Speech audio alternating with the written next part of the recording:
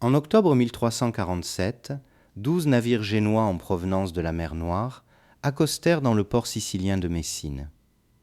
Les autorités portuaires qui s'approchèrent des embarcations pour les inspecter découvrirent quelque chose qui les paralysa sur place. La plupart des marins à bord étaient déjà morts. Ceux qui respiraient encore étaient couverts de gonflements noirs et purulents de la taille d'un œuf, disséminés sous les aisselles, dans le cou et à l'aine, suintant du sang et du pus sous la peau. Leur corps était ravagé par une fièvre si violente que plusieurs d'entre eux déliraient ouvertement sur le pont. Les autorités siciliennes ordonnèrent immédiatement que ces navires quittent le port. Mais il était déjà trop tard. Ce que ces bateaux avaient apporté avec eux était invisible, microscopique et d'une puissance dévastatrice que le monde médiéval n'avait pas les outils conceptuels pour comprendre, encore moins pour combattre. Dans cette vidéo, nous allons reconstituer comment la peste noire de 1347 tua entre 30 et 50 millions de personnes en moins de 5 ans, comment elle se propagea d'un bout à l'autre du continent européen et comment elle transforma pour toujours la civilisation occidentale. Si l'histoire des grandes catastrophes vous fascine, abonnez-vous à Dévoileurs d'Histoire pour ne manquer aucune de nos prochaines reconstitutions.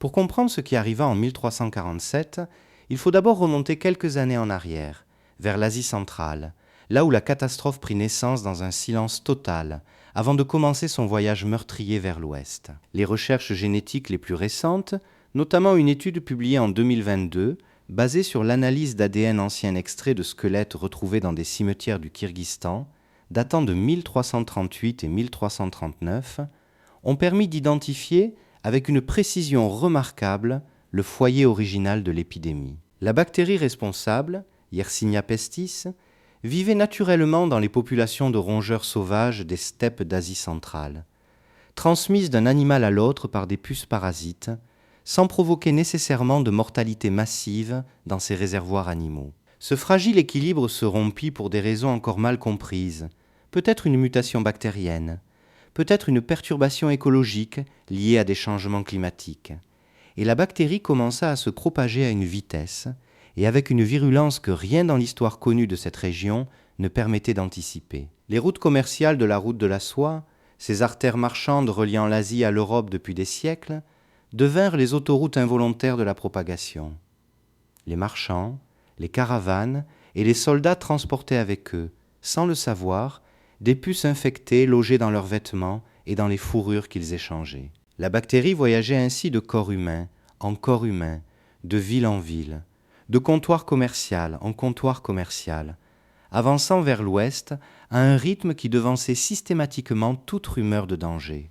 En 1346, l'épidémie atteignit la ville de Kaffa, un comptoir génois fortifié sur les rives de la mer Noire en Crimée, assiégé à ce moment précis par les troupes mongoles du Khan Janibeg. Les défenseurs génois de Kaffa, incapables de briser le siège, se préparaient à résister le plus longtemps possible lorsqu'ils réalisèrent que quelque chose d'inhabituel décimait les troupes mongoles campées autour de leurs murs. Selon le chroniqueur Gabriel de Mussy, dont le témoignage constitue l'une des sources primaires les plus détaillées sur cet événement, les Mongols auraient utilisé leur propre mort comme arme biologique, catapultant les cadavres de leurs soldats pesteux par-dessus les murailles de la ville. Que ce récit soit entièrement exact ou partiellement exagéré reste débattu. Mais ce qui est certain, c'est que les Génois de Kaffa embarquèrent précipitamment sur leur navire pour rejoindre leur port d'attache méditerranéen, en emportant avec eux quelque chose de bien plus dévastateur que n'importe quelle marchandise. Ces navires arrivèrent donc à Messine en octobre 1347, puis à Gênes et à Marseille peu après. Et ce qui commença alors dans ces ports méditerranéens allait transformer l'Europe en quelque chose d'inimaginable. Restez avec nous, car la progression de cette épidémie à travers le continent révèle une logique terrifiante que personne à l'époque n'était capable de décrypter. La peste noire se manifestait sous 3 formes distinctes, chacune différente dans son mécanisme, mais toutes également mortelles dans leurs effets. La forme bubonique, la plus répandue, était transmise par la morsure de puces infectées et se caractérisait par l'apparition de ces gonflements caractéristiques, les bubons, qui donnèrent leur nom à la maladie. Sans traitement antibiotique moderne, elle tuait entre 30 et 60% de ceux qu'elle frappait, généralement entre 2 et 7 jours après l'apparition des premiers symptômes. La forme septicémique, plus rare mais quasi universellement fatale, se produisait lorsque la bactérie envahissait directement le flux sanguin, provoquant une hémorragie interne si massive que la peau des victimes noircissait de l'intérieur par nécrose des tissus, donnant à la maladie son surnom le plus sombre. La forme pneumonique, enfin, était la plus redoutable de toutes, parce qu'elle se transmettait directement d'un individu à l'autre par simples gouttelettes respiratoires, sans nécessiter la moindre puce intermédiaire, transformant chaque tousse et chaque conversation en vecteur potentiel de contagion instantanée. La progression géographique de l'épidémie suivit une logique froide et mécanique, cartographiée aujourd'hui avec une précision presque chirurgicale grâce aux archives médiévales. Marseille fut touchée à la fin de 1347, Avignon et l'ensemble du sud de la France au début de 1348. Paris fut atteinte à l'été 1348, l'Angleterre à l'automne de la même année, l'Allemagne et la Scandinavie en 1349. En moins de 3 ans, l'épidémie avait traversé l'Europe entière d'un bout à l'autre, ne laissant pratiquement aucune région à l'écart de sa progression.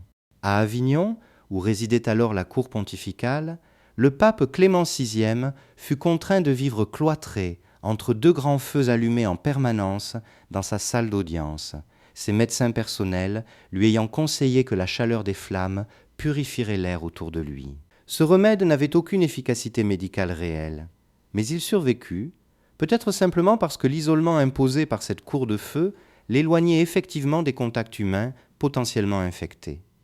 À Paris, la situation devint rapidement apocalyptique. La ville, l'une des plus densément peuplées d'Europe avec environ 200 000 habitants, offrait à la bactérie des conditions de propagation idéales. Les rues étroites, les habitations entassées, les marchés bondés et la présence massive de rats dans toutes les couches de la société urbaine créaient un réseau de transmission quasi parfait. L'Hôtel-Dieu, le principal hôpital parisien situé au cœur de l'île de la Cité, se transforma rapidement en antichambre de la mort, ses salles débordant de malades, entassés parfois 3 ou 4 par lit, dans des conditions qui accéléraient la contamination croisée plutôt que de la freiner. Les sœurs soignantes, exposées quotidiennement sans aucune protection efficace, mouraient en nombre si important qu'elles durent être régulièrement remplacées par de nouvelles venues des couvents environnants, qui mouraient à leur tour peu après. La mortalité parisienne au cours de cette période est estimée entre 30 et 50% de la population totale, soit entre 60 000 et 100 000 morts en l'espace de quelques mois seulement. Les charretiers chargés d'évacuer les corps des rues ne parvenaient plus à suivre le rythme des décès. Les cimetières ordinaires furent saturés en quelques semaines, contraignant les autorités municipales à creuser des fosses communes à la périphérie immédiate de la ville, où des centaines de corps étaient déposés chaque jour, souvent sans aucune cérémonie religieuse individuelle. Le chroniqueur Jean de Venette, moine carmélite parisien contemporain des événements, décrivit une ville où des maisons entières demeuraient fermées pendant des jours avant que quiconque ne réalise que tous leurs occupants étaient morts à l'intérieur, leurs corps découverts seulement lorsque l'odeur devenait impossible à ignorer depuis la rue. Et ce que cette épidémie provoqua dans les esprits et dans les comportements humains révèle peut-être autant que la maladie elle-même sur la fragilité des certitudes qui structuraient la société médiévale. Restez avec nous, car les réponses apportées par les hommes de cette époque face à l'incompréhensible expliquent directement comment la peste noire transforma la société européenne bien au-delà de sa seule dimension médicale. Face à une catastrophe que personne ne comprenait, les explications proposées par les autorités religieuses et médicales de l'époque révèlent l'état des connaissances disponibles au XIVe siècle. La faculté de médecine de Paris, consultée en urgence par le roi Philippe VI, rendit un rapport officiel en 1348 attribuant l'épidémie à une conjonction astrologique défavorable survenue le 20 mars 1345, lorsque Saturne, Jupiter et Mars s'étaient alignés dans le signe du Verseau, corrompant selon cette théorie les vapeurs montant de la Terre et empoisonnant l'air respiré par les populations. D'autres médecins avancèrent des théories miasmatiques, insistant sur la nocivité des odeurs putrides et des eaux stagnantes comme source d'infection. Ces explications, bien qu'entièrement fausses dans leur compréhension du mécanisme bactérien, conduisirent paradoxalement à quelques mesures préventives partiellement efficaces, comme la mise à l'écart des malades et l'amélioration temporaire de certaines conditions sanitaires urbaines. Du côté religieux, la conviction dominante était que la peste constituait une punition divine, envoyée en châtiment des péchés de l'humanité.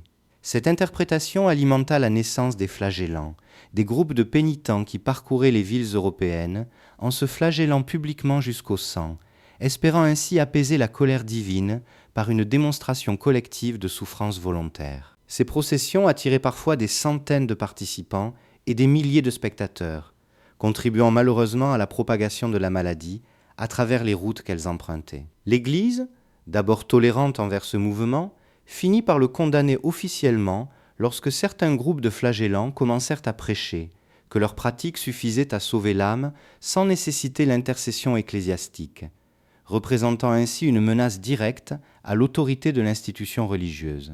La recherche d'un bouc émissaire conduisit également à l'une des pages les plus sombres de cette période. Dans de nombreuses villes d'Europe centrale et rhénane, des rumeurs accusèrent les communautés juives d'avoir empoisonné les puits pour propager délibérément la maladie. Une calomnie absurde, mais qui s'imposa rapidement dans des populations cherchant désespérément une explication humaine à une catastrophe incompréhensible. Des pogroms d'une violence extrême dévastèrent des communautés entières à Strasbourg, Bâle, Cologne, et dans de nombreuses autres villes germaniques entre 1348 et 1351. Des milliers de personnes innocentes massacrées ou brûlées, vivent dans ce qui constitua l'une des persécutions antisémites les plus meurtrières de toute l'histoire médiévale européenne, survenue bien avant la fin de l'épidémie, dont on les accusait faussement.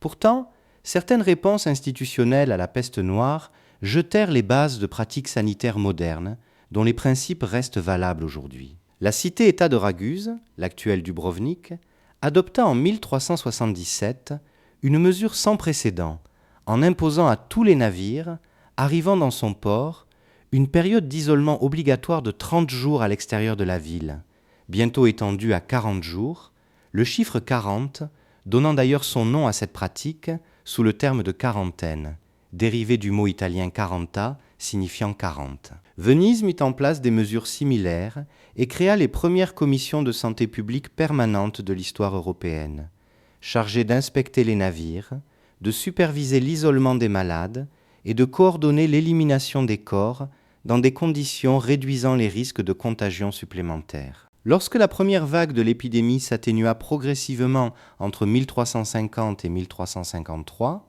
le bilan humain laissa l'Europe dans un état de stupéfaction collective difficile à mesurer depuis l'extérieur. Les estimations les plus récentes, basées sur des analyses démographiques croisées entre registres paroissiaux, archives fiscales et données archéologiques, suggèrent que la peste noire tua entre 30 et 60% de la population européenne totale selon les régions, représentant entre 25 et 50 millions de morts sur le seul continent européen, auxquels s'ajoutent des dizaines de millions de victimes supplémentaires en Asie et au Moyen-Orient.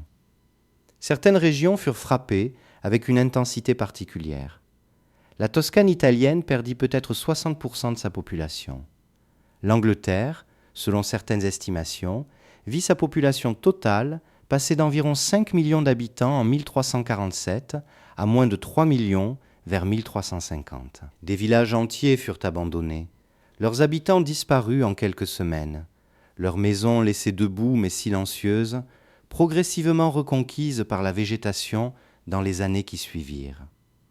Les conséquences économiques et sociales de ce choc démographique sans précédent furent profondes et durables. La rareté soudaine de main-d'œuvre agricole renversa temporairement les rapports de force entre seigneurs et paysans survivants, ces derniers se retrouvant en position de négocier des conditions de travail significativement améliorées, des salaires plus élevés et des obligations féodales allégées, simplement parce que la terre ne pouvait plus être cultivée sans eux. Cette transformation accéléra le déclin progressif du système féodal médiéval en Europe occidentale, contribuant indirectement aux bouleversements sociaux et politiques qui caractériseraient le siècle suivant. Dans le domaine artistique, la peste noire généra une nouvelle iconographie de la mort, des danses macabres aux représentations obsessionnelles de la décomposition corporelle, qui envahirent les fresques, les sculptures et les enluminures des décennies suivantes, témoignant d'une civilisation traumatisée, cherchant à apprivoiser l'idée de sa propre fragilité face à une mort soudaine et indiscriminée. La bactérie Yersinia pestis n'a jamais disparu. Elle persiste encore aujourd'hui dans des réservoirs animaux sauvages sur plusieurs continents, provoquant sporadiquement des cas isolés que les antibiotiques modernes parviennent généralement à traiter efficacement lorsqu'ils sont administrés suffisamment tôt. Ce qui sépare notre époque de celle de 1347 n'est pas l'absence du pathogène lui-même, mais notre capacité à l'identifier, à l'isoler et à le neutraliser chimiquement avant qu'il n'atteigne la vitesse de propagation qui transforma en quelques années la moitié de l'Europe en un cimetière à ciel ouvert. La peste noire fut avant tout la démonstration la plus brutale qui soit, que les civilisations les plus avancées de leur temps restent profondément vulnérables face à des menaces qu'elles ne comprennent pas encore. Une leçon que l'histoire a dû répéter plusieurs fois depuis, et que notre propre époque n'a pas fini d'apprendre. Si vous avez aimé cette reconstitution de la peste noire de 1347, laissez un like et abonnez-vous à Dévoileurs d'Histoire pour soutenir notre travail. Dites-nous en commentaire quelle autre grande catastrophe historique vous aimeriez voir reconstituée dans notre prochaine vidéo. Merci beaucoup pour votre attention et à très bientôt.